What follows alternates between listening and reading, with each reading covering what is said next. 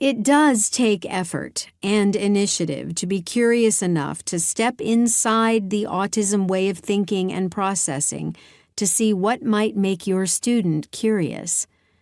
The job will be easier if you wipe your slate clean of any and all preconceived assumptions you may harbor about your student, perhaps not even consciously.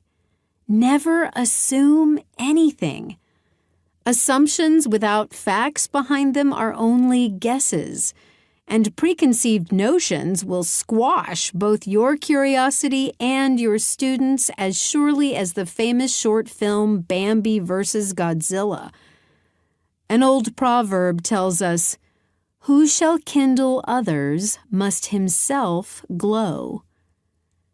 To kindle curiosity, remember that autism is an open-ended equation, one that should never end with our deciding that the child has reached the extent of his capability.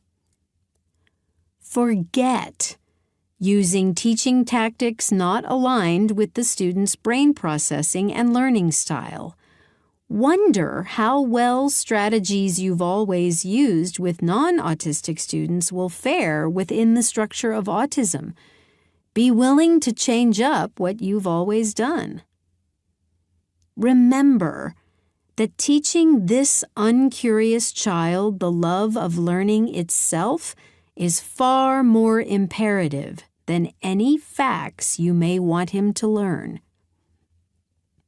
Forget comparisons to other students, even other autistic students.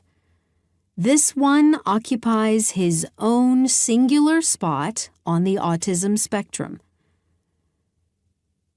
In urging us to be curious and assume nothing, our child can illuminate the hundreds of ways in which we might go awry with seemingly benign assumptions. If you don't get why I don't get it, ask, "I wonder." I may not know or understand the rules or the reason for the rule. Am I breaking the rule because there's an underlying cause? I know I'm not supposed to get out of my seat without permission, but maybe I've tried to get your attention and failed. Are your rules contradictory? We aren't supposed to eat in class, but you hand out candy when we do well on the spelling test, so why can't I get my apple out of my backpack?